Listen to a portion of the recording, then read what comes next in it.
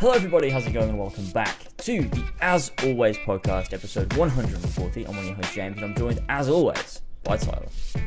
As always, how's it going, my friend? It's going pretty well. How you doing? I'm doing very well. That's very well. nice. Excited to be here, as always, on the Four Pillars Network for the first time. On the Oh As my Always podcast. god. Insane. That's fucking insane. I think as well though, before we get going, I better address the fact that I do have a big cut on my nose, and everyone's going to be like, what happened? Because people don't follow me on Twitter. I was playing with my dog bit my nose, and now I have a big cut on my nose. So there you go. That's what happened. Now you can stop asking me. Dude, it's a big cut. Hey. It is a big cut. Yeah. You know? Yeah. Yeah. Do you, what'd you do? What'd you do to Sora after you did that? What did I do to him? Yeah. Kicked him across the fucking room. That's what I thought. Yeah, I was just making sure you disciplined the dog as necessary. Mm-hmm. Yeah. Maybe, it was a figurative kick, of course. No, it wasn't. It was genuine, and I cracked a few ribs too. Oh, for good measure. God. Oh, Jesus Christ. I'm just joking. I didn't. We're joking, guys. Yeah, of course. No, of course. Did Sora realize he fucked up? Sometimes the dogs know. Sometimes dogs are like, I fucked up. No, I think he enjoyed it. He's a little fucking devil. My teeth are my power. Yeah, exactly. Anyway. So here on the Four Pillars Network. So this isn't going to be on your channel, is it? You're just going to post I guess so. Dick on your channel and my channel? Or what are we doing? How's this work? I don't know. I mean, we sort of said, maybe we'll transition, but now I don't know. I feel like it might be better to just go full in and then just put all the highlights on. I agree with you. I'm with you. I thought the same. We were kind of going to do like a 4-episode transition, but then it's like, they're in two places, and we've already got thousands of people over in the network, so it's like, just do it. Yeah, and hopefully people will start to notice. The network has, people are pretty committed to the network already. It's a very successful launch. So I think we're right here on the Four Pillars Network, the new home of the As Always podcast.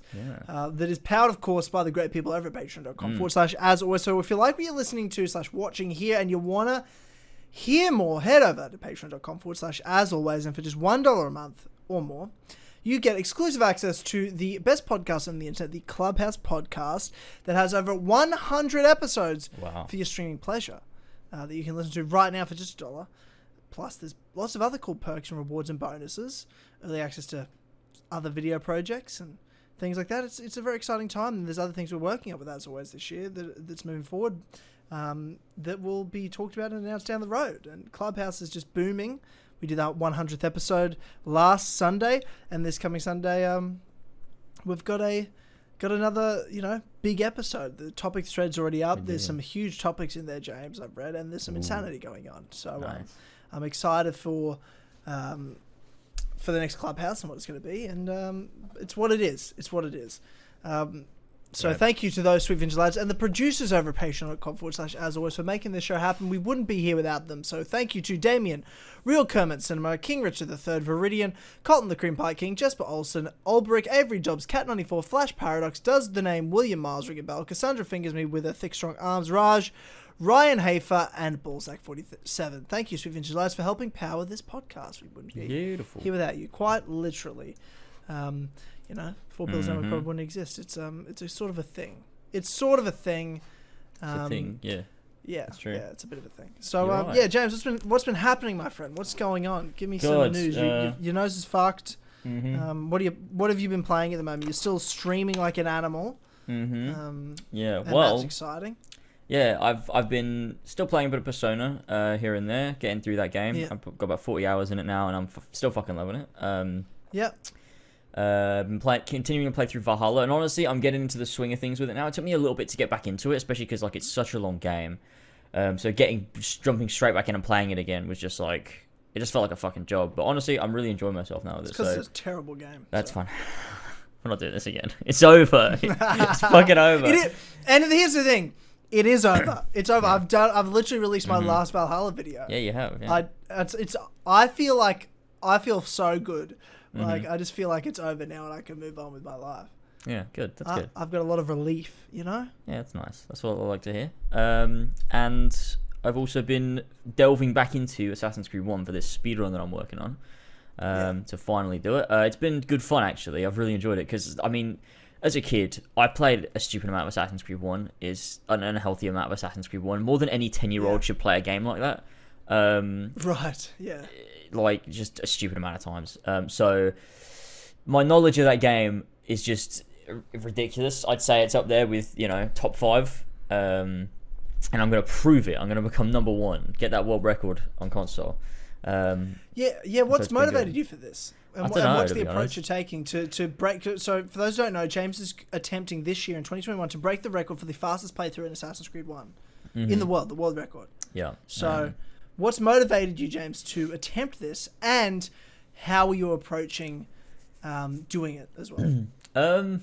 Well, I don't know why I've decided to do it. I think I've been doing like casual speedruns over the years. Like every time I'm not doing anything, I'm like, I feel like streaming, I'll just do an AC1 speedrun because it's so quick to do. I can do it in like 6 hours when I'm just like fucking about and talking with chat and everything. And I thought, I wonder if I genuinely tried if I could do like as fast as if not quicker than the world record. And the world record on console, and it's a different record for console and PC, because on PC the fast travel works differently, so it shaves off almost an hour of travel time, so they're just completely different categories.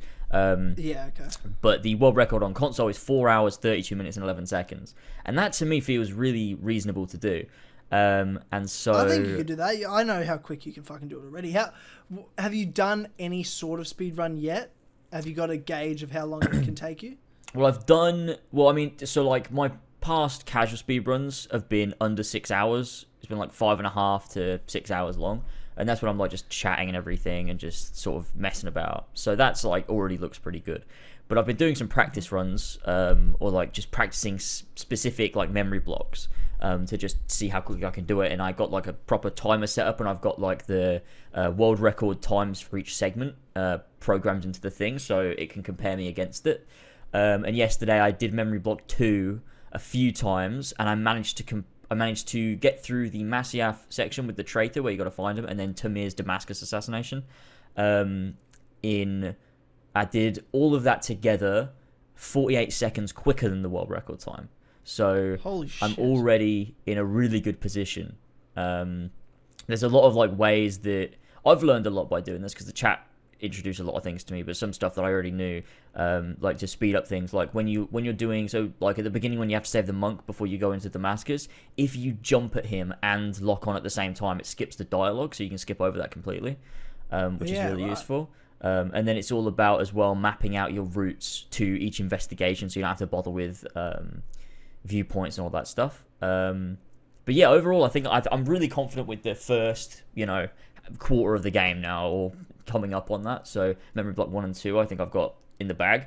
Then it's just about mapping out and planning the rest of the game. And also there's a few exploits for like assassinations that you kind of have to use, otherwise you're going to be at a disadvantage. Like with William de Montferrat, you have to make sure you do this ridiculously stupid jump, and I tried it once but I fucked it up on one of my casual runs through the game, where you jump from the building onto a tiny little banister next to some stairs, and then you go all the way round without jumping off, and it allows you to move into the fortress while the cutscene's playing, so you can just stand right behind him when he spawns in, and get him. And there's a few more, like one with Jubayer, one with bloody some other guy, I forget which one it is, but there's a couple of little bits that I'm gonna have to practice, but I think I'm in a good position. I'm looking forward to actually doing it properly and seeing if I can beat it.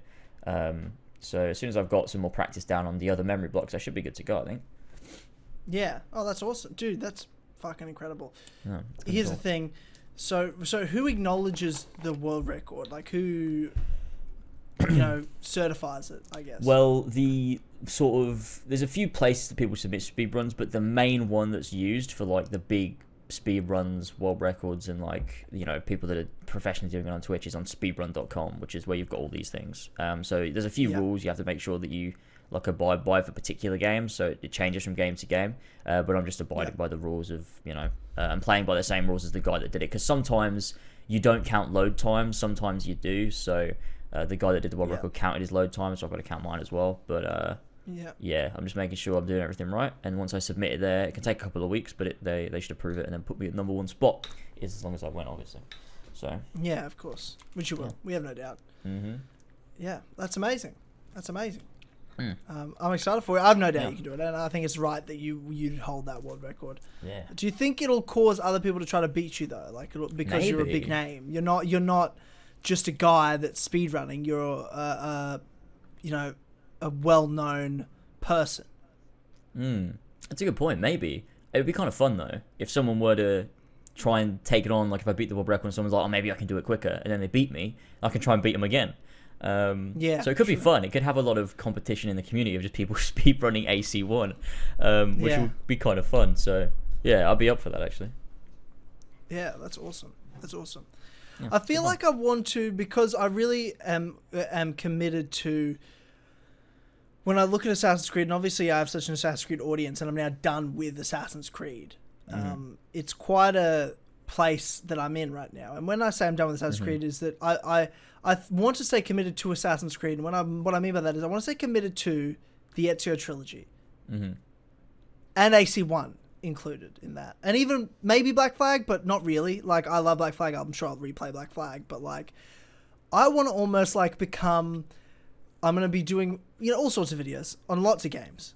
Focusing a lot on Horizon as well, and Fable as 2 major games. But I almost want to become, like, some sort of Ezio trilogy tribute channel of some kind. Like, and keep it, like, retro Assassin's Creed. Like, still have a bit of a community involved in it. And that includes the Assassin's Creed multiplayer. I want to somehow have some sort of, like, multiplayer club that's still going and keeping it active, whether it's Brotherhood or Revelations. Yeah, well, I know there was recently, when I say recently, it was in the last couple of years, but it's relatively recently, someone wanted me or invited me. This was when I was like, it was around when Odyssey was coming out, when I had that whole shift in, like, I don't want anything to do with Assassin's Creed. So I never really, like, I was like, nah, I'm not interested. But there was this Discord that someone made for, like, people that loved the Assassin's Creed multiplayer, where they were, like, trying to bring it back, like, keep it alive and get this, like, community of people playing multiplayer. So there's definitely an audience for it. There's definitely people that are still big fans of it. Yeah, for sure. I think I might be the man to do it. I think I might be the man to do it. Yeah. Well, you're the one that beat me in the multiplayer, so you made a name for yourself. Because you're like, oh, you beat lasers. Even though beating I never you stood a chance. Beating you is one word to use. Annihilation was. Yeah, well, you didn't need to go there, but it's okay. Yeah. It's been a few years. But here's the thing: you're also really good at Assassin's Creed multiplayer. That's the thing. Like, let's not get it twisted, because people have seen what you've then gone and done to other YouTubers. Yeah, Nick from the Creed. Yeah. But it also makes me look even better. You know what I mean? Like, but people know. I don't have any dispute. There's no one ever calls me out anymore in Assassin's Creed multiplayer. They're like, I'm a better game. I can beat you with this. I'm like, good for you. Like, I didn't know that was what I was competing at. I didn't know I was competing at fucking Call of Duty that I've never played. I'm pretty sure I was playing Assassin's Creed multiplayer, and that's what I'm the best in the world at, and that's a fucking fact. And I haven't seen anyone that can come close, and that's what it is. But I'd love to, like, have, and I'm planning out my, like, real life history videos, and I was going to work on Valhalla ones, and I'm like, I'm not doing it. Like, I literally want nothing to do with any of those games. I'm not doing any real life history. Viking history. No, I'm not doing. I started writing a script for one particular video. I was going to be on, like, what was King Alfred doing in the Order of the Ancients ending. Like, what was he doing in that swamp place? I was going to explain the whole historical background of why he was there, and the exile and what happened following it, and, like, what happened after Valhalla sort of thing. I thought that'd be a good video, like what happened after Valhalla. But then I'm like, I'm not doing it. I'm not doing any more Valhalla videos. And fair enough. That's what it is. But I find it funny. All the comments, there's so many, dude. So many. First of all, on the spoiler cast, then even more on my. So I released my review for Valhalla, and it's called my last Assassin's Creed game, the last AC I'll ever play. And all of him was like, I can't wait till the next game gets announced and you play it. I'm like, you guys have just no idea who I am. Like, you guys just don't understand how stubborn I am. Yeah. And so other comments been like, what if it's like, and even what you said in this podcast, what if it's the exact game you want? And I'm like, James, there hasn't been the exact game I want since Revelations. It's been 10 years. I've let it go. Yeah. I literally don't have it anymore in me. And the game I want doesn't even exist anymore, if that makes sense. Like, I don't want anything anymore. Like, I literally have let it go so much. Like, I don't even have a game I want anymore. I don't have it. It's gone. I don't have some Assassin's Creed thing I want to see. I don't have some game in mind. I don't have a setting I want to see. There's nothing. I don't have anything. That's the level I've let it go. Yeah. And even if the next game looks good, even if you'll tell me how good it is, out of stubbornness, I will not play it. And that's what I want everyone to understand. I will not play it. Yeah. I will watch. I will watch like spoilers because I've got to be on the spoiler cast because views, and I've got to have an opinion. But that way I can sort of media and be like, oh, you guys tell me what you thought of the game, and yeah, so this is what happened in the ending. That sounds fucking mental, or you know what I mean. Like, so I'm still gonna pay attention, but rather than spend 100 hours of my fucking life and then add another 100 hours of making videos from it, I'm just gonna watch like 2 hours of videos. Yeah. And then know what happened and talk about it on podcasts. Yeah. Save myself a lot of time. Yeah, save myself a lot of time. So, like, I'm sure I'll know what happens in the next games, and I'll know what's going on because I can't avoid it. My Twitter will always be filled with, oh, the new Assassin's Creed got revealed, and I'll obviously be talking to you about it on the podcast, but I'm not going to play it. I just will not play it, and that's what I've stated, and that's what I mean, and that's what will happen. Yeah, that's what will happen. Not that I'll never talk about it, not that I'll never know what happens. It's just I will not play it. Yeah, but people are going to twist that, you know, as soon as you talk about it on a podcast, they'll be like, I thought you were done with Assassin's Creed, Todd. I thought you were never talking about it again. It's like, well, I never said that, but, you know, whatever. Yeah. They'll come for you forever. Yeah, that's true. It's true. It's a good point. I can validate what I'm saying as much as I want. People will always twist it, and it's what it is, but that's fine. Yeah. That's fine. Yeah, I've been. I finally got back played my first game of the year. Wow. In 2021, finally played. Well, I didn't even. I played an hour and a half. Yeah. I streamed Final Fantasy VII. Shit! I fucking tuned in. I was like, oh, Tyler's gonna get to one of the best bits, and he just stopped, and I was like, oh well, I don't want to fuck this. Dude. What day was it? It was Friday. Yeah. So, dude, I'd been working on videos all day. Then I'd gone out to a work thing. I driven to the other side. I'd driven like an hour and a half to the other side of the city. Went to this work dinner thing, and then I came back. I was fucking wrecked. And then I watched WandaVision. I'm like, oh fuck, I better stream. I was just like, I don't think I can do this. As soon as I jumped on starting, I was so exhausted. I was fucking wrecked. And then I was like, I'm just gonna play an hour and a half. But also, like, I wasn't even planning on streaming last week. I just thought, here's this window of time that I reckon I could fit in a stream. I just need to do it, so that way I'm like, wow, I'm back playing. I'm excited again. I'll definitely be streaming. You know what I mean? I could have left it more weeks before I started streaming, but I just thought if I start now, I'll have to keep going. So it was more of just like a quick hour and a half just to get me back into it. And then like come this coming week, I'll find some time. I'll do a longer stream. It'll be a lot more fun. It'll be better. So it's fine. It's fine. Yeah, sure. It's all good. It's all good. But I've also been playing. So my girlfriend doesn't play games. She doesn't know anything about anything with video games. She doesn't know what I talk about. Whenever I talk about she's like, I have no idea what the fuck you're talking about. She's never played I'm not a gamer. I don't know what you're talking about. She doesn't say it like that, and doesn't talk about that. She's never said that. But she said to me once, she's like, oh, I really like this arcade. Well, I remember her saying she likes this arcade game. Right. And I'm like, the other day, I'm like, what is this game that you were telling me about? And she goes, it's Galaga. I'm like, all right. Look it up. You can buy Galaga on PlayStation Store. So I've got it on the PS5 now and on my PS4. So I've taken my PS4 to her place. And I just thought, when she grew up, she played some Galaga. Dude, she is incredible at it. Like, best Galaga player of all time. It's literally, I'm like, are you the best Galaga player in the world? Like, it's fucking insane. So That's amazing. So I spent like Saturday night, like she doesn't play any game. It's just this game. And then like nothing else. And like I loaded up Galaga on the PS4. Saturday night, we're like just drinking wine, getting drunk, playing turn for turn Galaga. And I look like a piece of shit. Like, I'm good at games. I'm naturally good at any game you're going to give me. I'll be pretty decent at it. Yeah. And I felt like the worst player of any game of all time. That's how good she was at Galaga. I'm like, that's what hilarious. The fuck? Yeah, she's so good at it. It was insane. So fucking random too. Yeah, I know. But that's what I've been playing. I've been playing Galaga for all weekend. It's fucking awesome. It's so good, but there's so much, like, watching her, I'm like, holy shit, there's, like, so much you need to memorize. You need to know every wave, like, what angles each section's going to come from. Yeah. And then what movements they do to know what they're going to do next. Like, it's so much to figure out. And I'm like, it's going to take me so much time to figure out. But our goal is to have Platinum Gallagher. Ooh. So that's what we're working towards, to get the Platinum for that. Yeah, dude. Yeah, it's a lot of fun, and it's weird because I never thought I'd share any video game with her ever.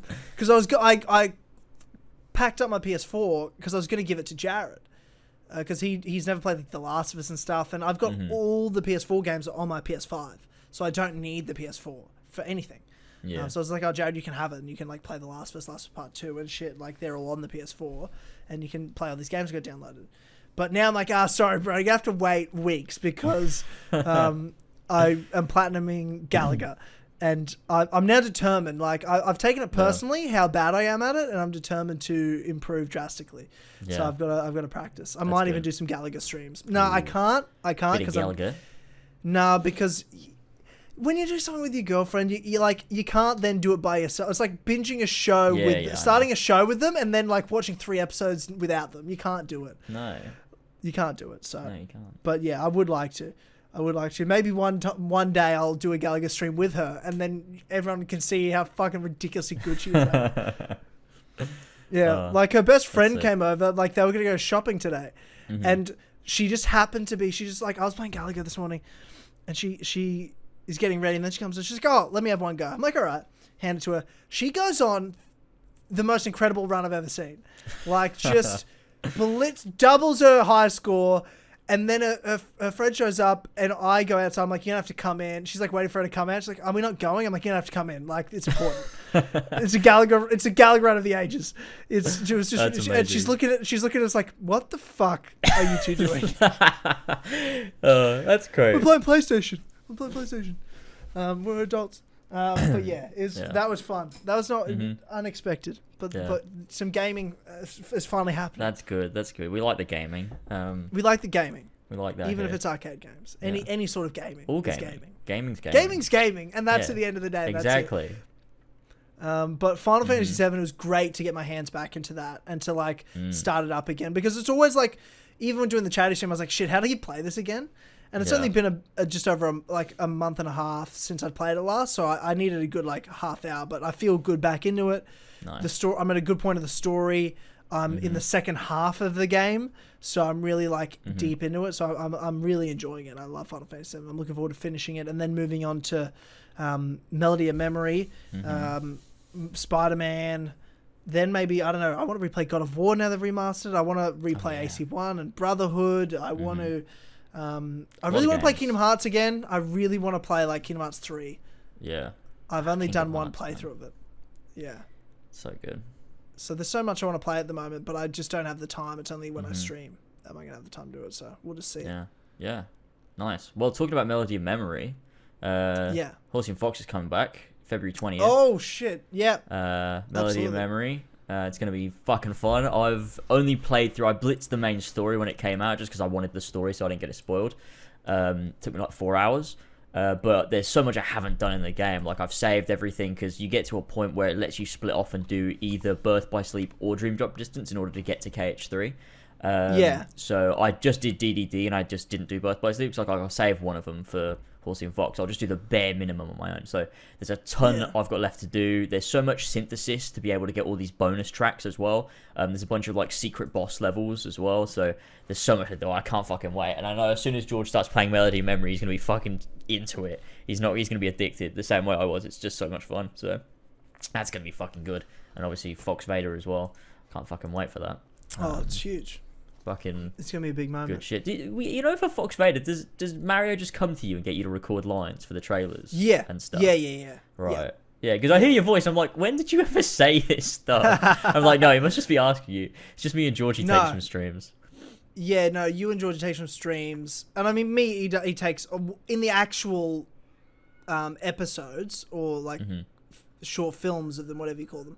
That's him. He's just taking my voices from other things. But when it comes to all the trailers, he comes to me and asks me to record lines and stuff. So, right.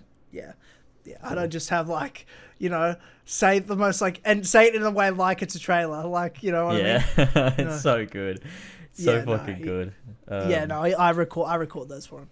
But yeah, he's absolutely outdone himself with all these trailers. Like, the amount of editing that's gone into it, like getting Ben to do all these recordings on green screens and shit. Yeah, wild. It's insane. Just for this fucking meme that just came about because George said, fucking, I'm a fat gamer and also a fat conductor. And that, like, just spawned this stupid meme. But that's why I love this community, and that's why Horsey and Fox is such a stupidly, like, crazy thing that everyone loves. Yeah.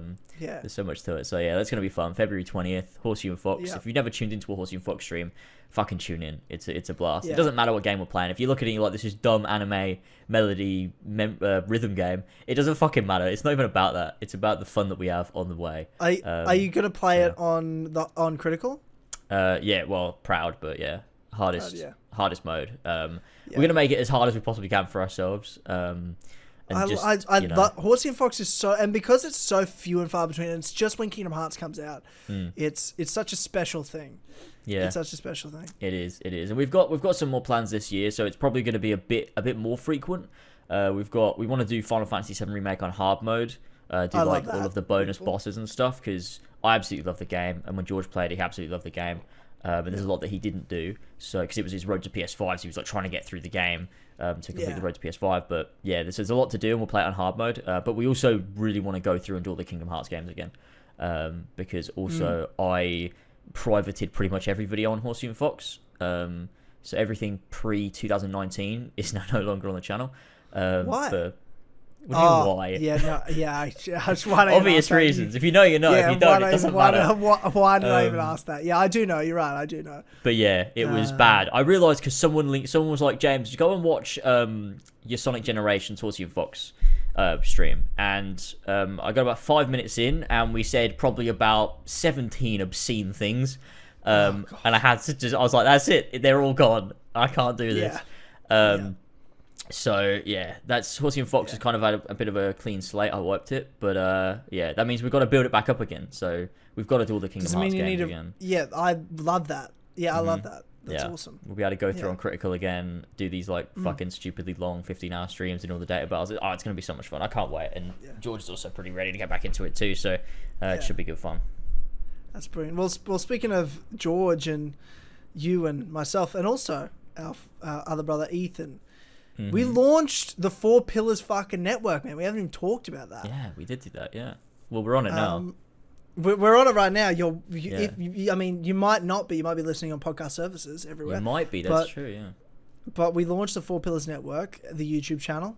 Do you want to talk a bit about, what are your feelings now, a week later? How do you feel it all went, and the work we put into it on the lead up, and how it's all paid off, and the work we've still got to do?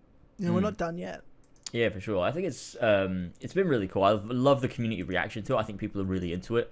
And obviously there's things that are still coming. Like we just recently launched as well the 4 Pillars Clips channel, which if you're not already subscribed to it, go and subscribe. I'm sure that'll be linked in the description as well.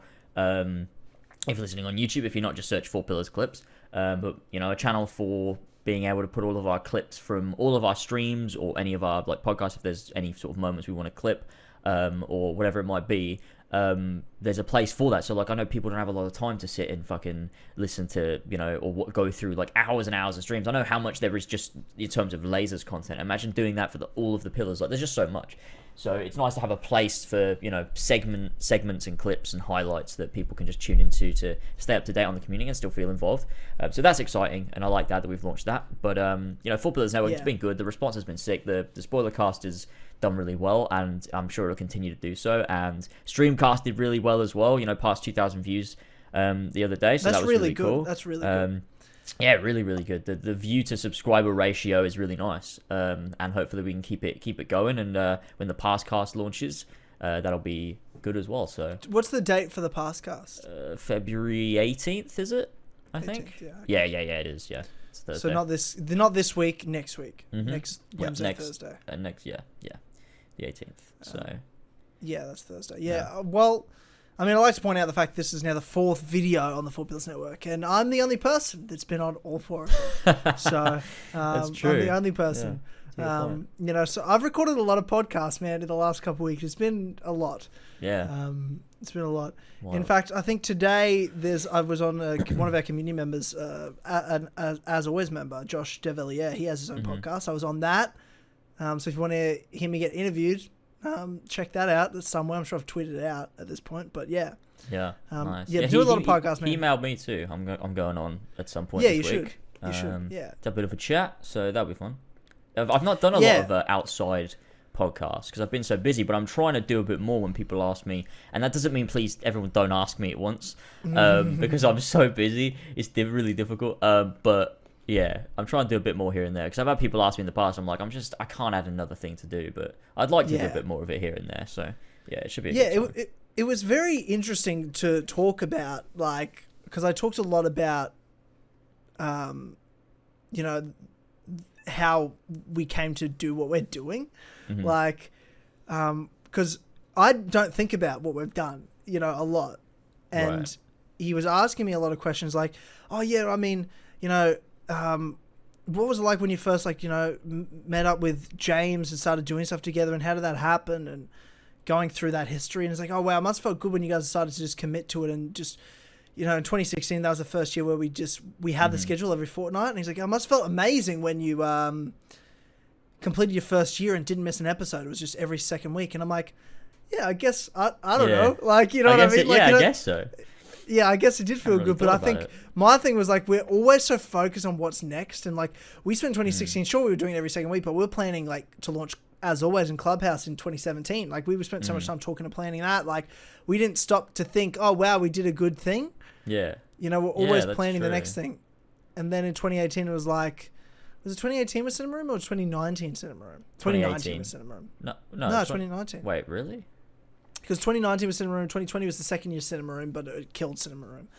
Wait, really? 2020 was the second year of Cinema Room? Yeah. Yeah, we did like 30 episodes of it in 2019. Oh, that's so weird that it doesn't feel like recent, but yeah, okay. Yeah. That's so weird.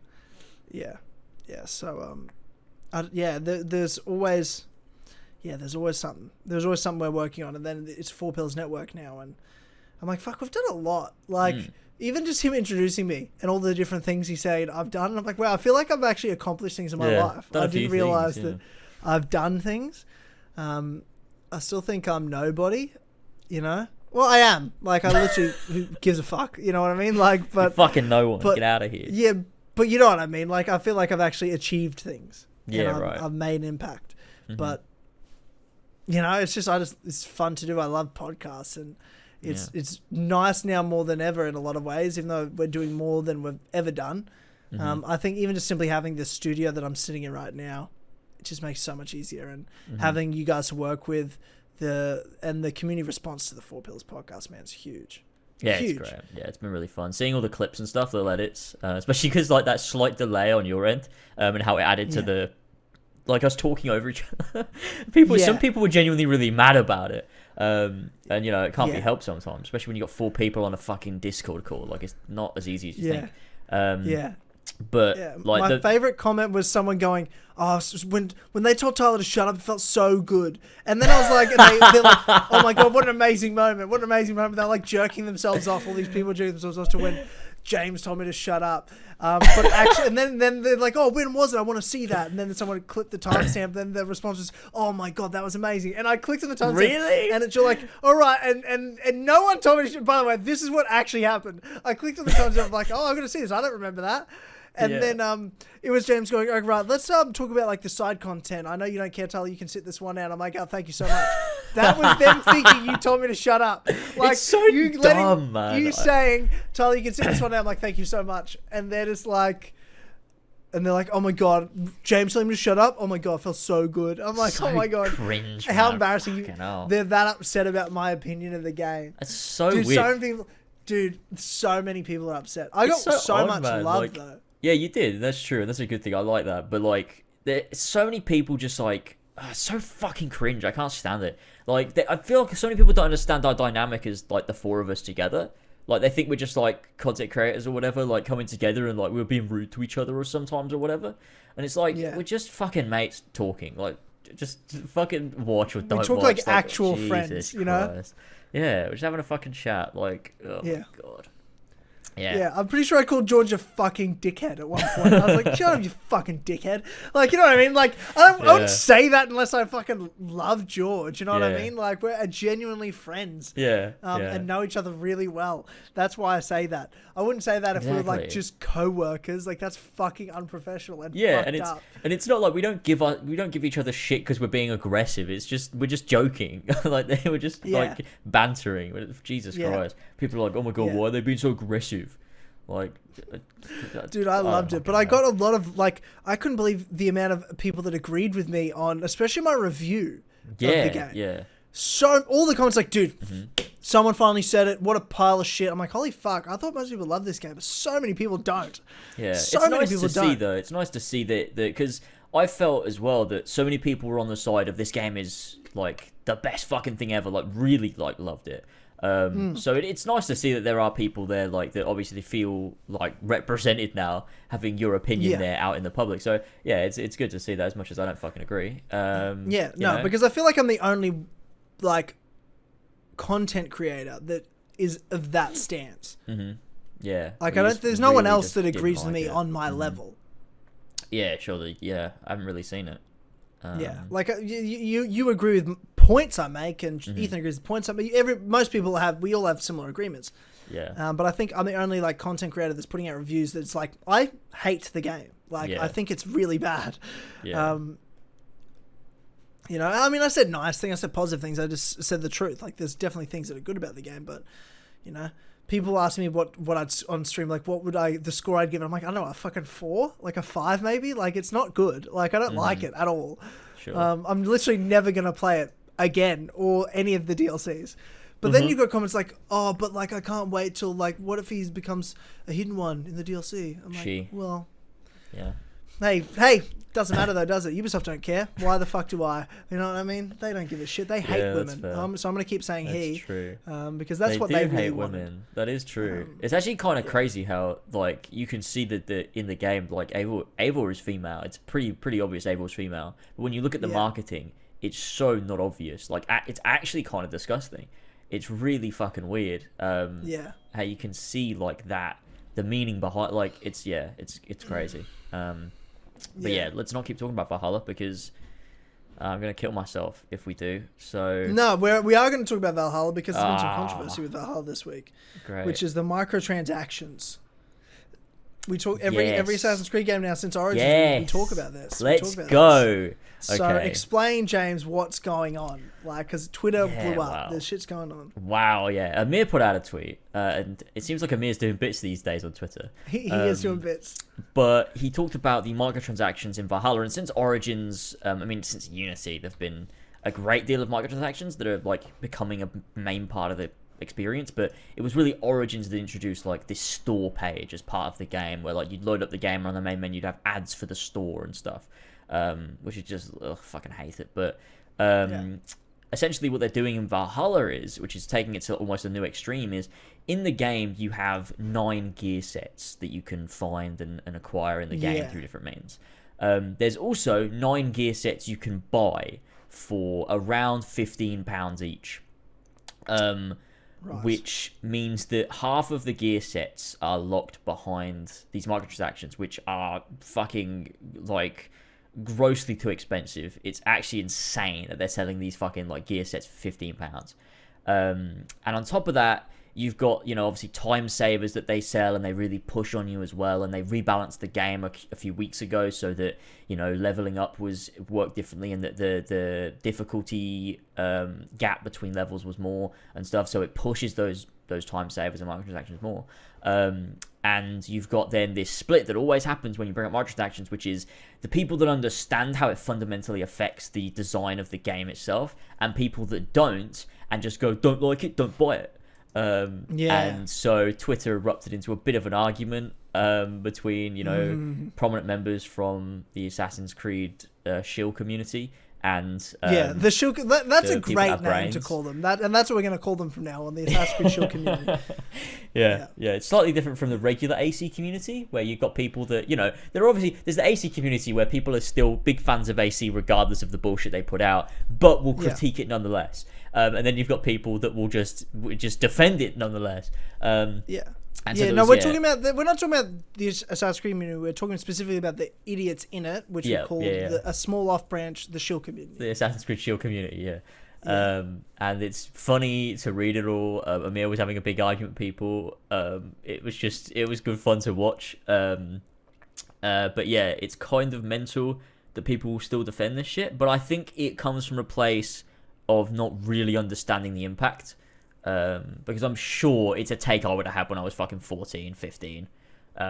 Especially for a game that I absolutely love, where I'm like, fucking Assassin's Creed can't do anything wrong. Stop complaining. Just don't buy the microtransactions, you fucking idiot. Not really understanding that these things do impact the game experience. Because if you've got, the equal amount of gear sets that are locked behind a stupid amount of money, and you've got all these time savers, and you really want to push those, you're advertising them on the menu, the game has to be built around that in a sense. And you can tell that these newer games are, honestly, a bit more so, obviously. But I think it hurts Valhalla more because of the amount, like the ratio between what's locked behind money, like extra money, and what you can get in the game. And it does overall hurt that experience. And people shouldn't be, when you pay, $60, $70, $80 sometimes for these big AAA games, you shouldn't expect to have 9 gear sets you can get and 9 gear sets you have to pay extra for. That in total, if you wanted to buy everything, it comes out to more than the price of the fucking game itself, which is insane. And so, I just think people need to sometimes be a bit more critical, think a bit more about this. Why are people critiquing this? Is it because they're just epic haters? I don't think so. Think about it a bit more. Understand how it does affect the games, because it really does. And it's not just an Assassin's Creed thing. The more this is normalized and the more you accept it, the more it appears in other games that you may, other things like, EA was doing it. Loot boxes became a huge thing. And then they died off because people started talking about it and started saying, you can't fucking do this shit. And so they died off, and games that even had them edited out. When you look at like a Shadow of War, that game was all based around loot boxes, and they had to rebalance and restructure the game when they, took the loot box system out. Improved the game greatly. I still think it's fucking shit, but they improved it greatly. And so it's worth talking about, because sometimes these big changes in the industry do happen when people bring it up. So these sorts of these digital stores for these games are becoming more and more common. And they've become, made mainstream by Ubisoft. So it's one of those things that I'm probably never going to stop talking about. We were talking about it 4 years ago with the Nightmare Pack and shit. But we'll keep talking about it. And Ethan made a video, and I'll bring it up in my Valhalla video whenever that happens. But it's just fucked, to be honest. Yeah, I mean, it's just an ongoing discussion we keep having. We know what the issue is. We know it's wrong. And the only people defending it are, honestly, they're not forward thinkers. You know what I mean? They're not people that are thinking clearly, and they love the game, and they love, defending it, and they don't like when someone talks bad about it or ruins their thing they love.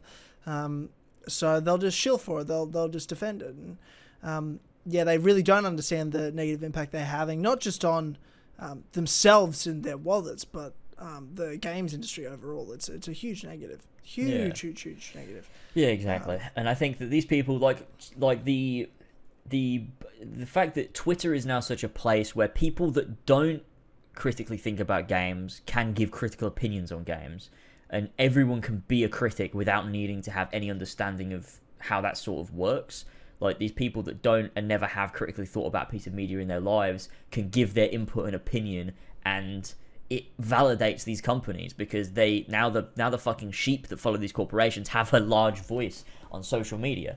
Whereas before, it would just be these professional critics where, some of them, most of them, are a bunch of cunts, but at least there would be that professional opinion. The opinion that would be seen by these companies in the majority would be these big, critics of these things. But now everyone can have an opinion and everyone can, say what they want. And so there's the people that are genuinely looking at this like, well, how does this affect the game negatively or positively? And what does that mean?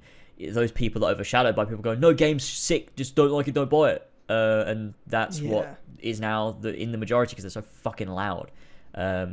So yeah, it's an interesting one. And I know if I made a video on it, tomorrow or whatever, I'd probably get more dislikes than likes. Because it's just the people. I don't think that's true.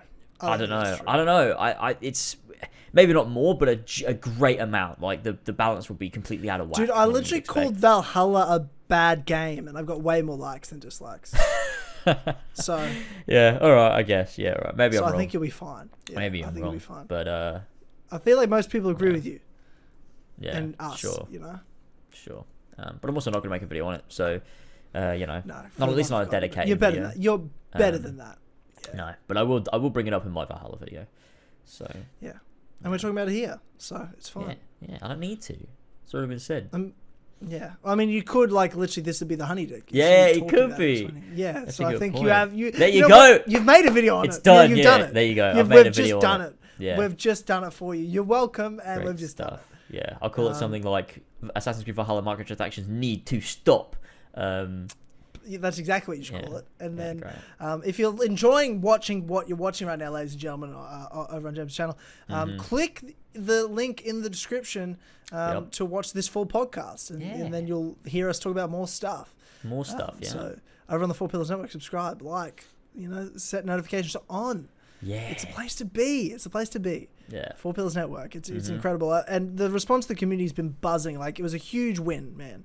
Like, there's so many times, like, people come together or make plans or do collaborations or there's big announcements and they announce and audiences are like, no, what the fuck? How's this? No. Yeah. You know what I mean? Like, things cannot go well. But this was a huge win. Like, everyone was like, this is exactly what you should be doing. This is exactly what like makes total sense. And everyone's so excited. The community's just buzzing and it feels like the community has a central place now. Yeah, it's good. And it feels, it's been a long time coming. It's good to see everyone's just really excited, like, for the amount of content, but also, like, Four Pillars Podcast specifically, that now there's a regular piece, there's regular content coming out with all four of us together doing something. And I think that's really exciting. It's going to be good. I'm excited to just, like, keep doing it and get those episodes out. And we're going to have, tons of fun with, being able to have all four of us on a fucking show consistently. It's going to be really good, yeah. I'm looking forward to it. But then it's good, like, because the As Always podcast is always home base, for me. Because you and I have been doing this stuff for the coming 7 years this year. Oh my god, what? I know. Oh my god. I know. Wow. I know. That was the wildest part. Like, Josh asking me about this stuff. And I'm like, right. I've realized I've done it for this long. I'm like a veteran podcaster. Yeah. I've been doing this a long time. I've done hundreds upon hundreds of podcasts. Yeah. And like 2 of my podcast shows have over 100 episodes individually.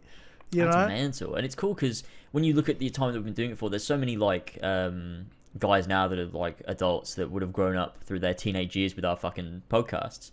That would have been like 14, when they started watching. Now they're like 20, 21. And that's really cool. Like, I got a few comments every so often. I get a few comments where it'll be people going back to like old Empire speculation videos, and they'll be commenting like, "Wow, I remember coming home from school watching a new Empire speculation video, and it's like it was total shit content, but like people fucking loved it, and it's part of their like childhood, which is kind of insane. And this podcast is almost that. I like that we've sort of grown up with our audience, and like we've moved as well. So like as people are getting older and stuff, they can still engage and listen to what we have to say, and I think that's fun. I like it, and hopefully we continue to do that. And branch out and expand, and it'll be good shit. So and you're right, and that's what's kept the show fresh though, is that the As Always podcast, we've moved with the times, we've moved with who we are as people, and we've been on the same page with that, and we can be ourselves and still come together and talk about this stuff and talk about relevant topics, but in a way that we've changed. Our lives are both our lives are completely different to what they were when we started doing this. Like, I hadn't even gone to university yet when we did the first episode, like episode 0. Wow. Man, episode 0. In 2014. Feels like a lifetime ago. Man. I was 18, about to turn 19. And, then like I moved to Melbourne and went and studied for years, and then I've been back in Brisbane and living my life and working for over 3 years now. I've been back since I left Melbourne, and my life's completely different, and your life's completely different. You have your own house and dog, and Elva's living with you. Like everything's it's insane. I've come to the UK. We've done the Four Pillars meetup. We've done all these incredible things, and now we've built this empire together. Media empire, not that. No, yes, media empire. That's right. Yeah, not what I thought you were going for. No. But we've really built this brand, and there's so many layers to it now. There's so many layers to it, and there's so many people involved. Like the Four Pillars is one thing, but I love that we have the Conversations guys on the network having their own show. Like those guys make incredible podcasts. They really do. They're natural. I don't know if whole thing. When they got like the fact they weren't doing podcasts was fucking mental to me, and I genuinely meant it when I talked to them on their year one Conversations Day like over a year ago, and I'm like, why aren't you guys doing a podcast? You guys are insanely funny, and the chemistry you guys have is tremendous. And the fact they don't have a huge audience bothers me, and that's why I love that. Really love that they have a platform with us, and that we can just give them like free audience. Like it's not that like we're handing it to them. It's like we believe that you should have these people listening, and we're telling our audience, guys, you should be listening to these guys.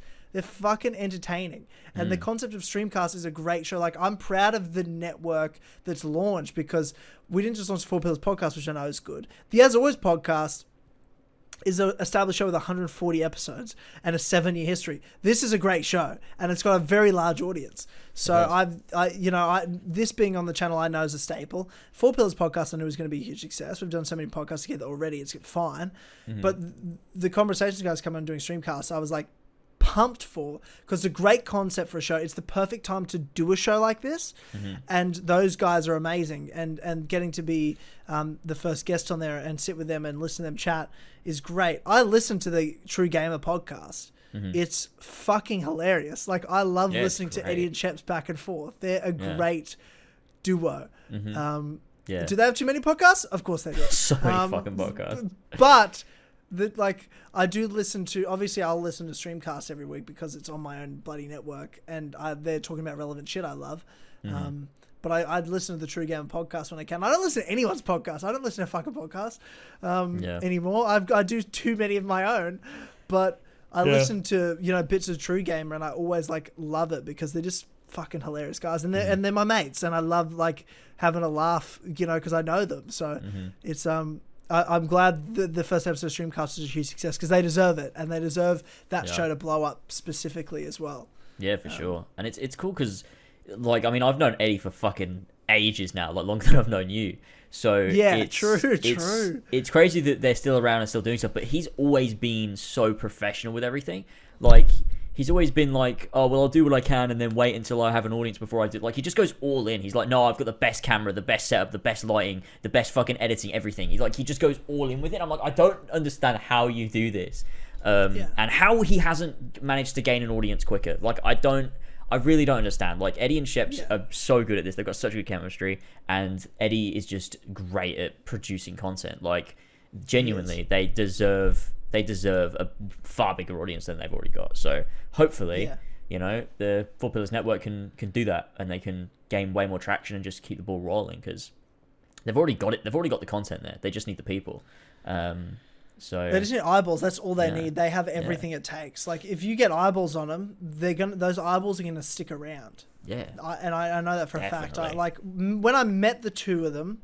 I'd never talked to Eddie or Sheps until the meetup, and I met them in person. Was the first time I'd ever talked to them. I'd never even interacted with them on Twitter or anything. But when I met them in person, and I spent most of that meetup talking to those two. Like, when we all left the meetup and all the people went to like Macca's and shit, or McDonald's, sorry, for international audience. But everyone went to McDonald's. I was talking to Eddie and Sheps, like, because they're older guys, and I'm an older, like, in comparison to the audience that was there and the people that were there. And I was just like, these guys like really easy to talk to. And then we got them on the podcast afterwards. I was like, and I just love busting their balls because they're fucking great sports too. Like they're just so much fun to have a chat to and have a laugh with. So I have so much belief in them. I really do.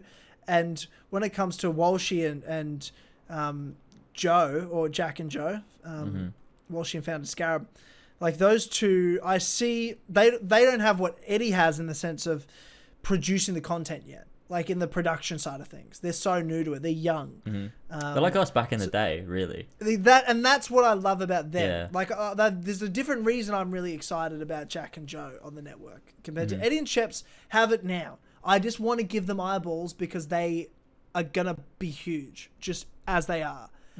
What I like about Jack and Joe is I feel like I'm investing in them because they remind me of us when we started.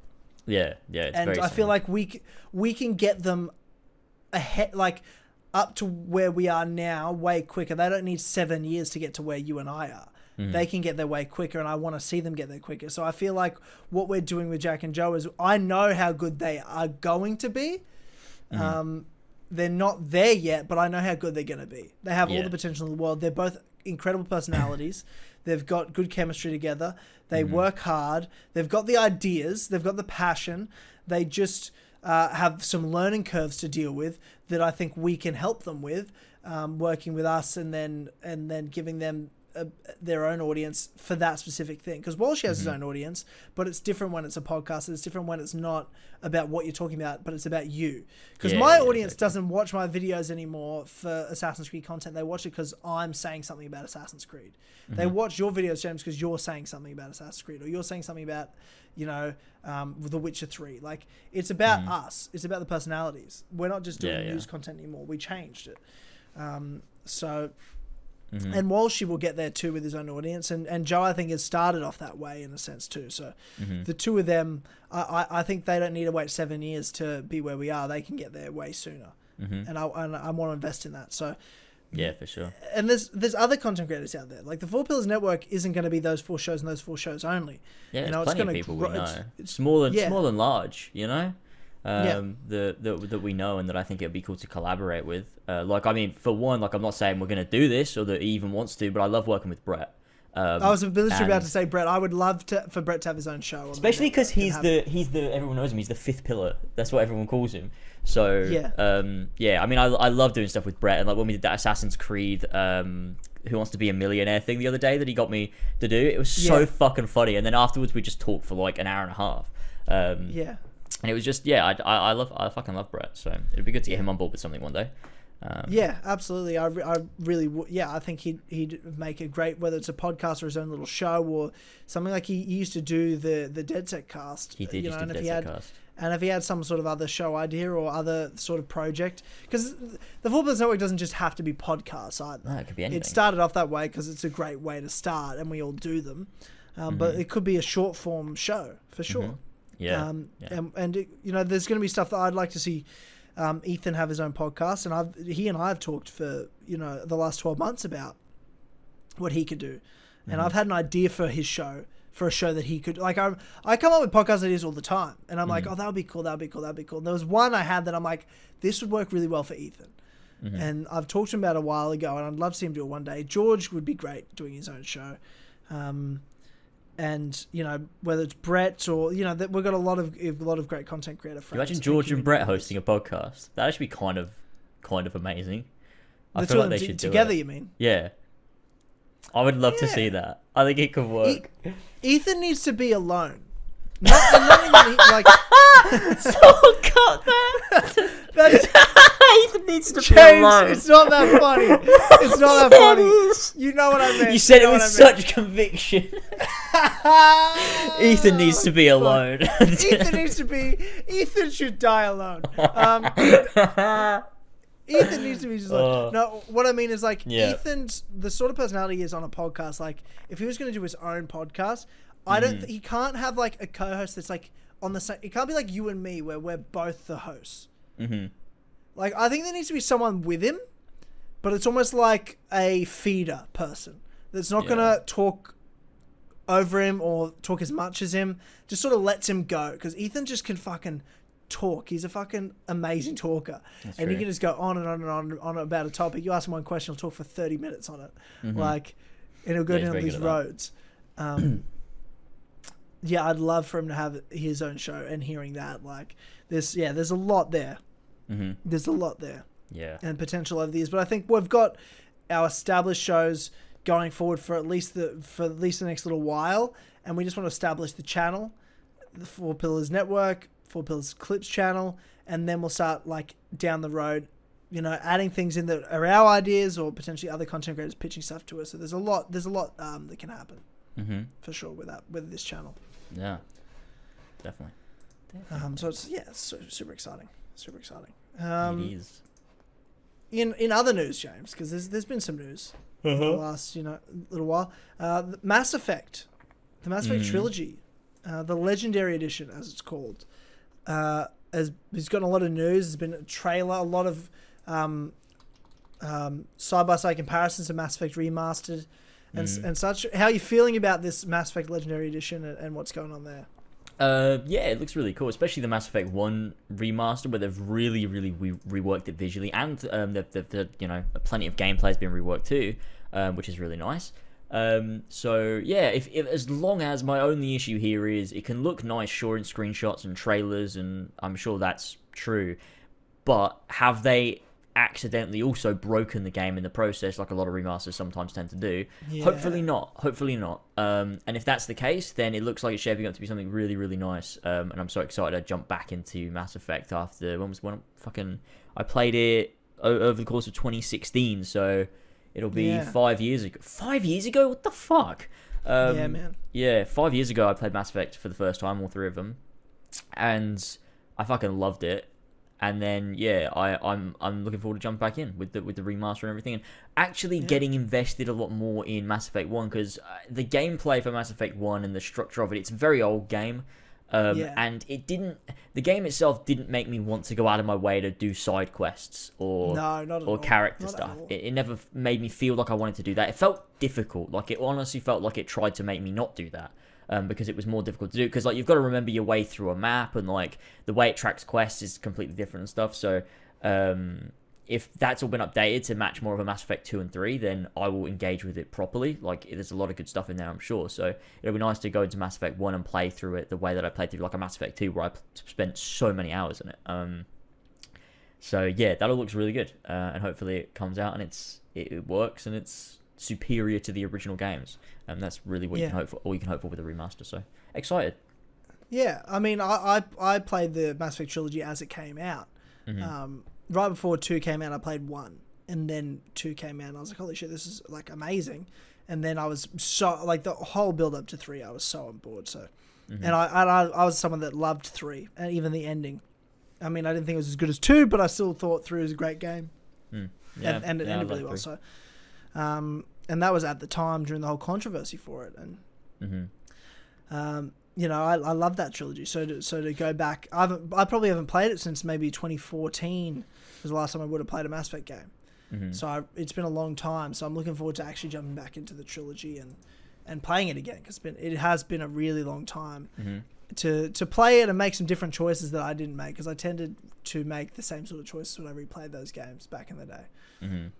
To play it in a whole new way, as I'm a different person, so I'm sure I'll just naturally make different decisions as well. I just want to go into it and not have preconceived ideas of like, this is what I want to happen because I always did that. I always let this character live or help this person or didn't help this person. I'm just going to go into it and be like, only go with what I'm feeling at the time. Just what do I think now, and see how it plays out. Maybe I'll stream it as well. Yeah, except of course when you play Mass Effect 2 and you want to max out your relationship with every character so they don't die. Yes, of course. No, well, obviously, of course. Yeah, of course. Yeah, or at least Garrus, unlike me on my first go through of it. Yeah, dude. I remember Ethan and I forcing you to go and replay the ending of 2. You're like, no, it's fine. I'm like, no, Garrus is dead. You literally have failed the trilogy. You don't deserve to play 3 now. Yeah, and I'm glad I did go back, because there's that moment, there's those scenes you get, you can go with him, like you're with him in the Citadel, and it's such a great fucking character moment between Shepard and Garrus, and I wouldn't have got that If I hadn't gone back. You also wouldn't have had Garrus in the whole game. Yeah, so, I know. Yeah. How wild is that? It's kind of crazy how those things can happen, though. That's something that I love about Mass Effect, is like there's characters that can die in Mass Effect 1 that, if they didn't die, would be in Mass Effect 2 and 3. And it's like, that's insane that this is a game with that amount of choice and stuff, and like they're just fantastic RPGs. So it's great as well, this remaster coming out for people that have never played Mass Effect, that can play Mass Effect now. Like George has never played Mass Effect, and I know he'd fucking love those games, so it'll be fun for him to go through, and maybe he could stream them, and have his first playthrough of them and stuff. But yeah, it's exciting. Everyone's going to be talking about Mass Effect, and that's good, and it'll be in a positive way, hopefully, not what we got with Andromeda. Yeah, I know, that was disaster. Yeah. Disaster. Yeah, and hopefully this can be, a new start for it, because everyone will be talking about the original trilogy, and then we can eventually hear more about this new Mass Effect game that looks to be a direct sort of continuation of the Shepard trilogy. So, yeah. Well, we have not talked about that, have we? Only a little bit, like briefly. Do you think it'll be Mass Effect 4 and continue on? I mean, it's got Liara in it. I think it will continue on in a sense. Yeah. But I don't know if it'll be a Mass Effect 4. Knowing games these days, they might just call it Mass Effect, or something. Yeah, but will it be like the way God of War is it's like a soft reboot, but also it's a continuation? Potentially, I think that. Well, I think here's my question: consequences early of 3 will bets. probably play we know well. nothing. We know nothing about this game. We don't. So this is just early, meaningless bets, as early as possible. Get your bets in, James. Do we play as Commander Shepard in that next Mass Effect game? I'm going to say yes. I wonder. I'm going to go ahead. Maybe? That's not an answer. I don't know. It's a weird one, because it's obviously a yes or a no, but I feel like you can't have a game with Commander Shepard, because I feel like the game will focus on, and probably, canonize what happened to Shepard after Mass Effect 3. But like, to what extent are we gonna? Because I mean, the trailer to me looked like it could be Liara searching for Shepard almost, or like what happened to Shepard. And is that the focus of the game, or is that just the focus of the trailer to lead into the game where we actually are playing as Commander Shepard and he comes back or whatever? Potentially, maybe. Yeah, I don't know. It's interesting though, and I like that it definitely looks like something that's following Mass Effect 3 rather than being this entirely separate thing, and we'll be set probably, hopefully, in the Milky Way, where we'll actually have races and planets that we recognize with political systems we know and all of that stuff. So I'm very interested though to find out more and see exactly whether that trailer was like a part, like representing what is the story going to be about, or whether it's a sort of a lead into the game, almost like this is what happens before the game, as sort of like a, I guess, little teaser. But yeah, I don't know whether we'll play as Commander Shepard. I want to say yes, but I don't know. I feel like it's like it'd be too good to be true almost. Yeah, I'm gonna say yes right now. This early, I'm gonna say yes. Okay. Why do you think? Yes. I mean, there was hints at the end of Mass Effect 3 that he could not be dead. Mm-hmm. So it's not far-fetched to think that he's not dead, no matter what ending was chosen. It's been, by the time the game comes out, it'll be over 10 years since Mass Effect 3 came out. Wow. So there's plenty of time that you can be like, look, I know you guys care about choice in that trilogy, but fucking 10 years ago, we're just starting new shit. Just fucking accept it. And everyone will be like, I guess so. Yeah. And just sort of a fresh start, soft reboot, continuation, but it's like they'll canonize a few choices. This is what happened, and we're going from here. And then that they'll, with the sequels to that, those choices will connect, so on and so on and so on. So that's what I think. I just think it's the way to go. I think they fucked up so bad with Andromeda that they're just like, look, let's just play it so safe with like the basis of the story, which is what we know, and then go from there. Yeah. It'll be interesting to see how they set up, a new story moving forward if they do that, because obviously, like, what I love about Mass Effect 1, 2, and 3 is that you slowly build to what we see in Mass Effect 3, and it's fucking brilliant how they do it, because the threat seems so far away in Mass Effect 1. Like, you've got this imminent threat that you're dealing with, but like there's always this underlying, the Reapers are coming and everything, and it slowly builds and builds and builds to what we see in Mass Effect 3, which is just fucking mental.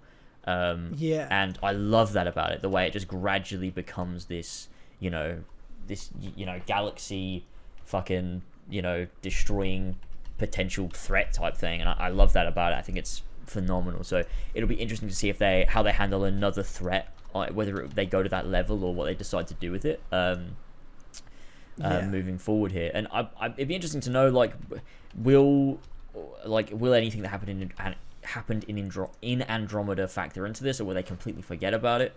I assume they'll probably forget about it, especially because Andromeda's set in a really distant future, right? Because they're all in cryostasis or whatever.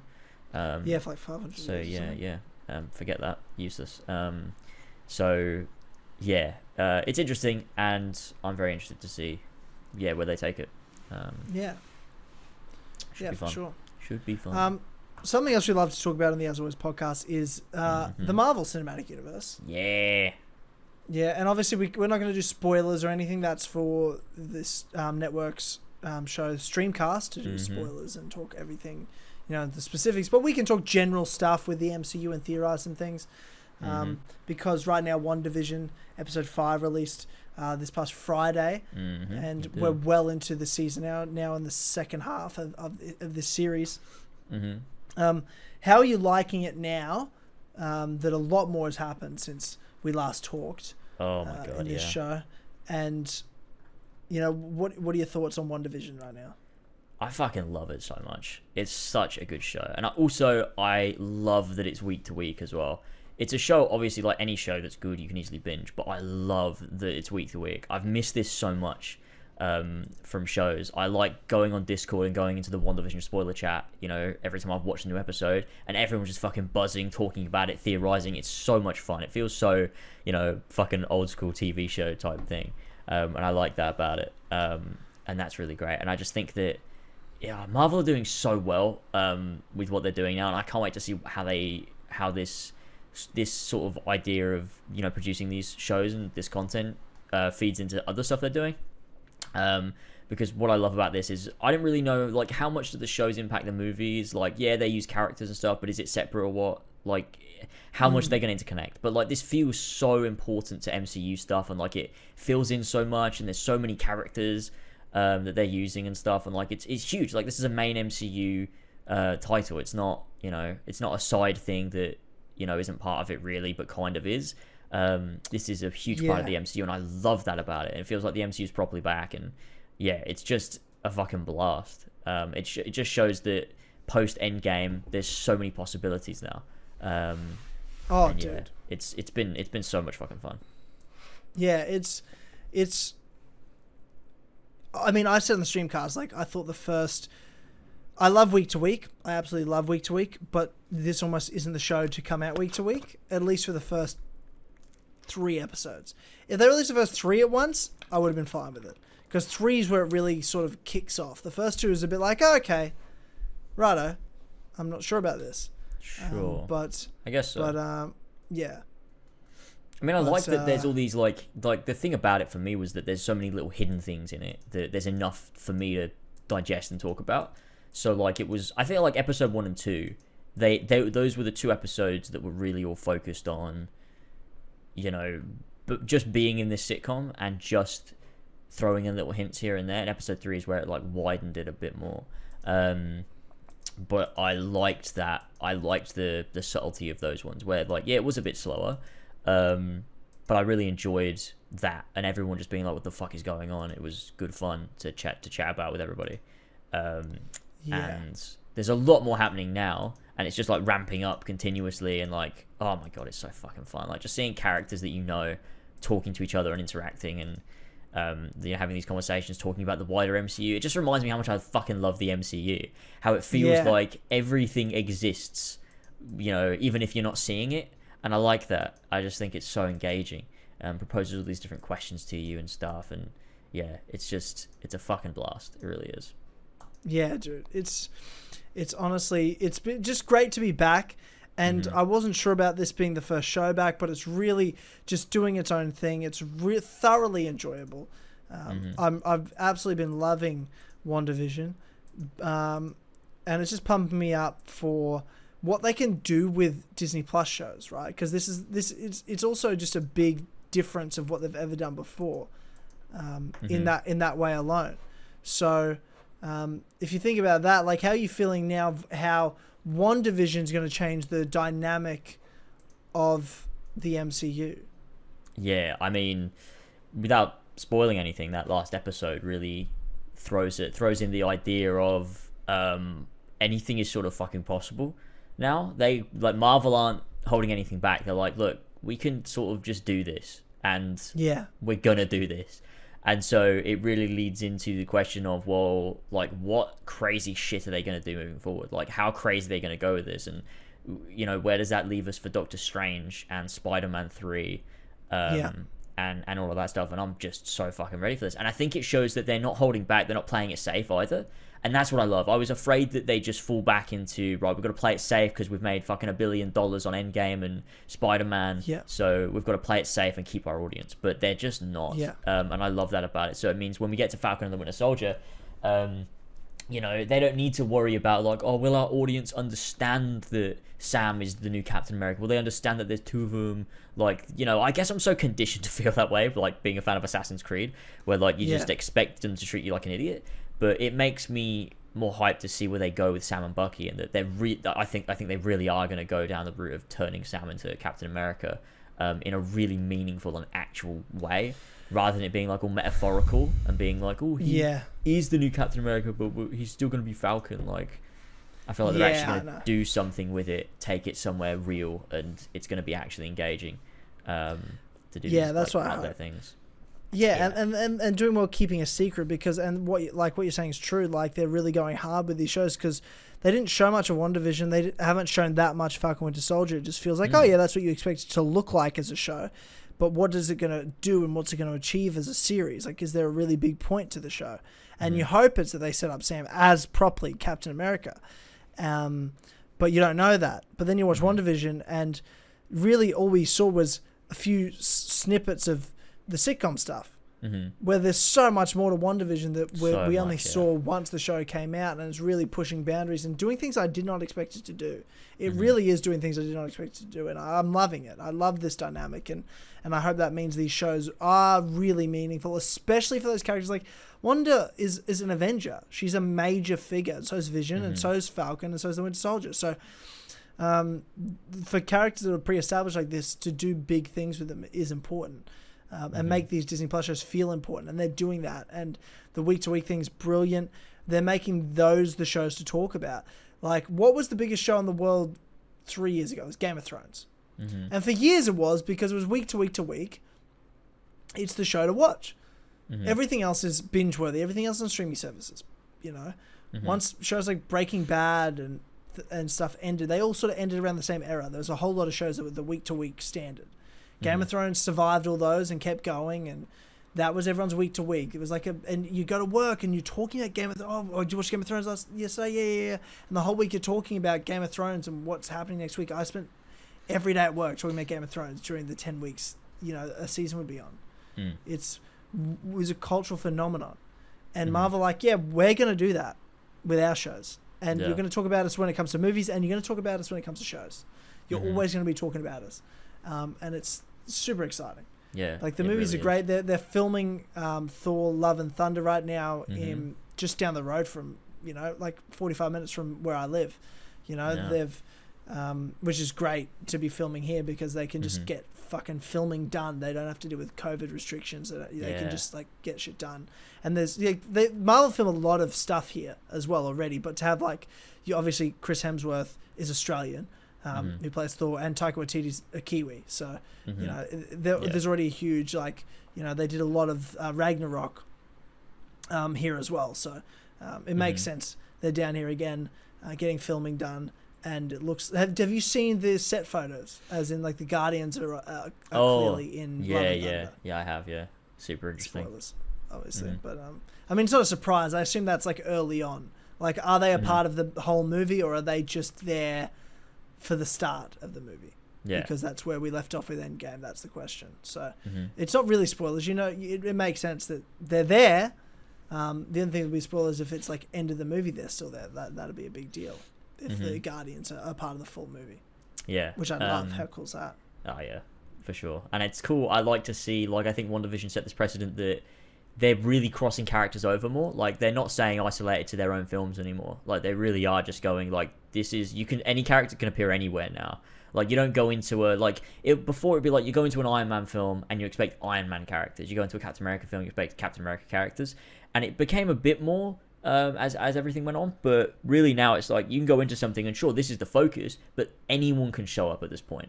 And I love that about it. And I think that it's really cool to see. Like, I think Infinity War and Endgame really blew up the MCU. It became way Civil less War of like it was this gradual thing where it went from being this niche thing, or not niche, but you know what I mean, like superhero films, to being like now everybody watches superhero films. Like Endgame was the biggest film of all time, and it's literally the entire world watches these films now and stays up to date with everything. And WandaVision isn't afraid to be the face of the MCU for 2 months.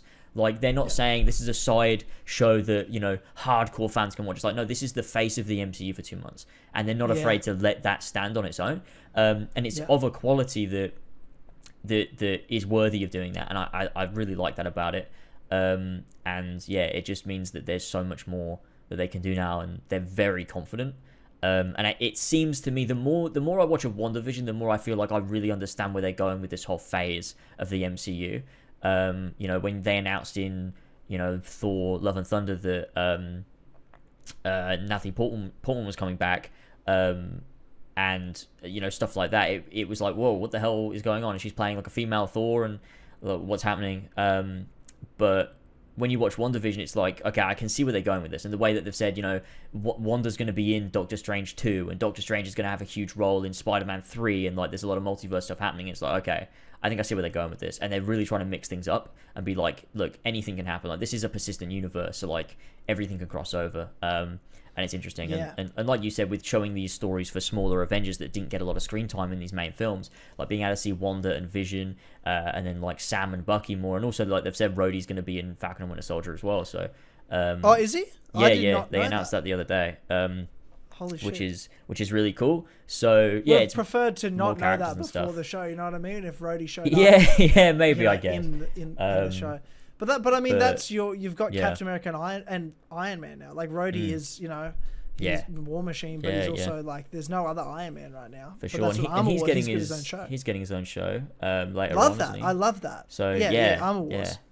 It's really exciting. It just seems like the MCU is just going in all of these directions, but also staying so consistent too, and having this cohesive plan for where they're going. So yeah, I'm just so ready for wherever they take this, and I think it's going to be totally different, but it's going to be so engaging nonetheless. And so long as they nail character as well, then I'm down. And I feel like they really have in WandaVision, like all the characters that are at the front and center. I just love them.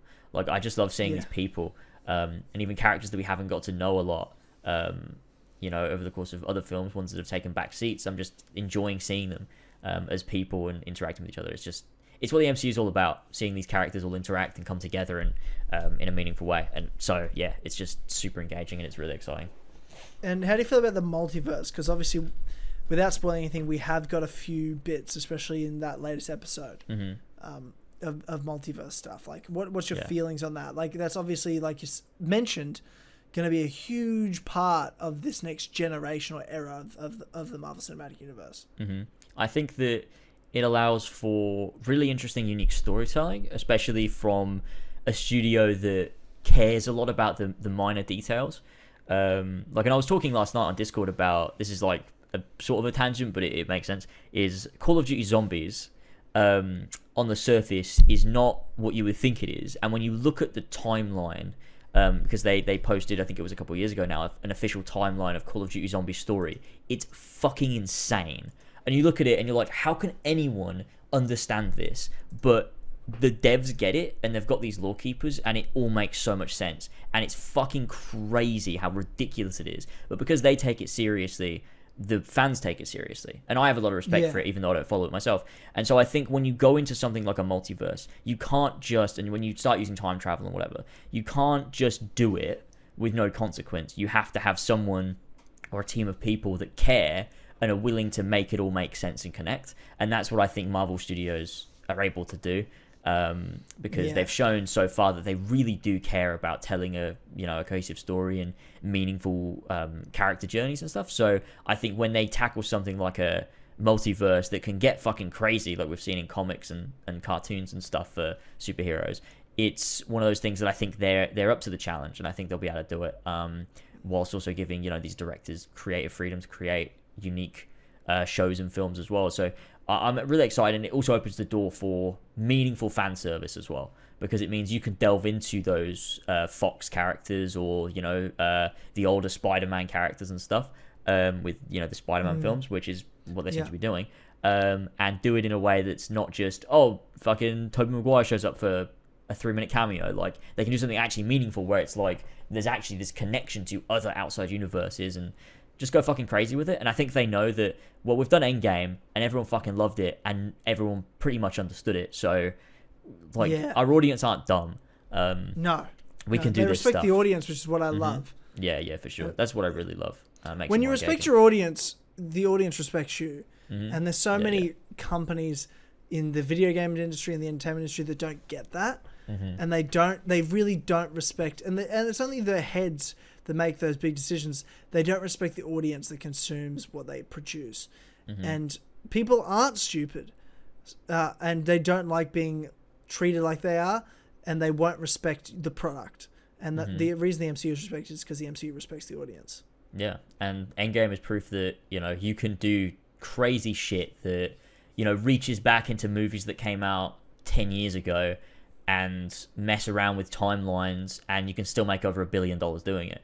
So absolutely, it's I think Endgame has been a huge part of being able to make this next phase of the MCU work, because these creators are going to have the freedom to do crazy stuff, knowing that the executives are going to be like, well, we made $1 billion off of this crazy idea, so just do whatever you want, because clearly we can make money. It makes it really exciting, and I think it's going to be really cool and opens a lot of doors. So yeah, I'm fucking ready for the future, and Falcon and Winter Soldier and Doctor Strange and Spider-Man. It's exciting, and obviously Black Widow, the probably the greatest film of all time, is still yet to come out. So amazing. Yeah. Do you think with regards to Black Widow, do you think if COVID persists, they'll just release it on streaming? Yeah.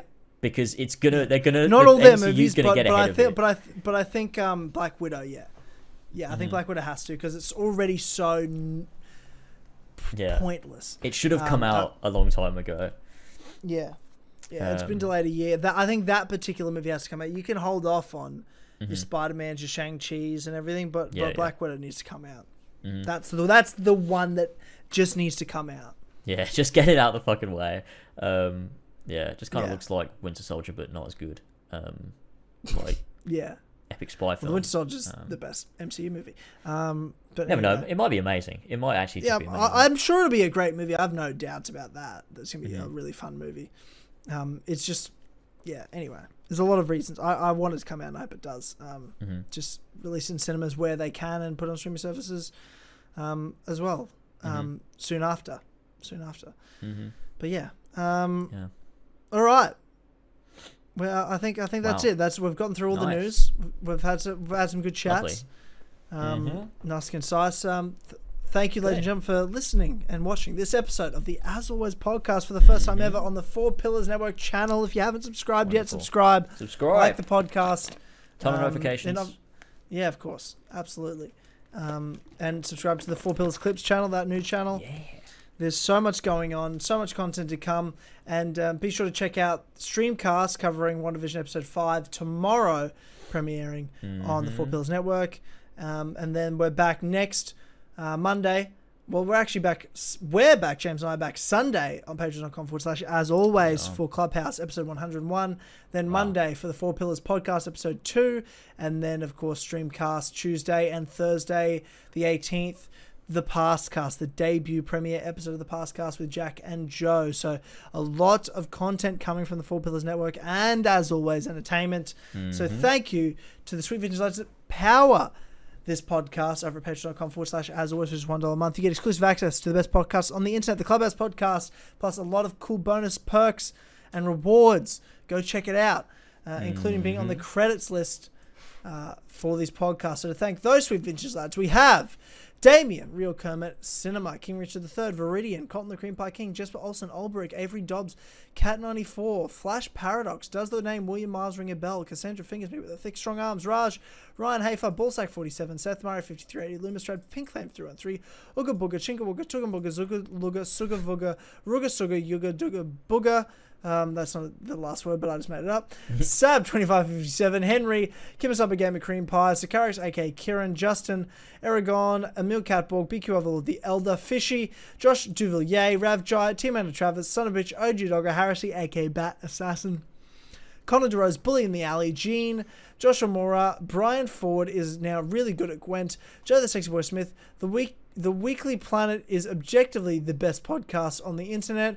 Josh J. Anderson, Winona Ryder, aka Lindsay from Destination Wedding, Furious Coco, Alfie Rodbert, Benedict Clobbers, Sam Wise the Sassy, Joe the Founder Scarab, aka Tyler's Son, Victor Eliason, Fat Fuck Cuck, Ginkgo Swag,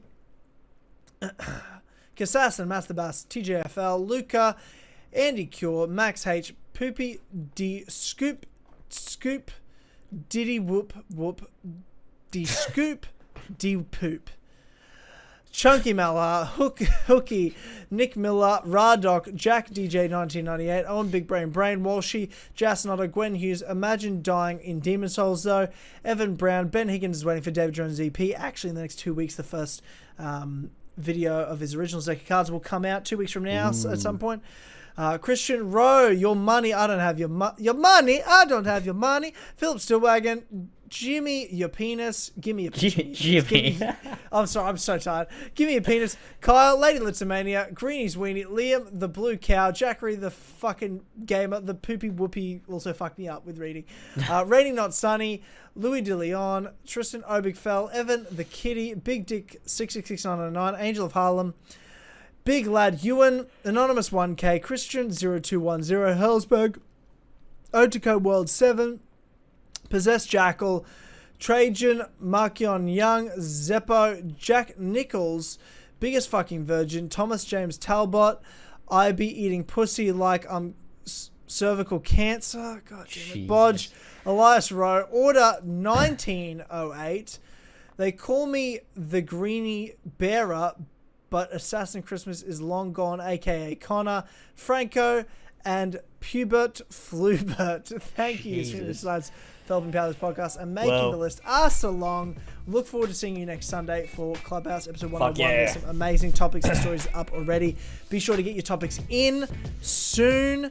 And then, of course, we will see you all next time. Thank you. Goodbye. Goodbye.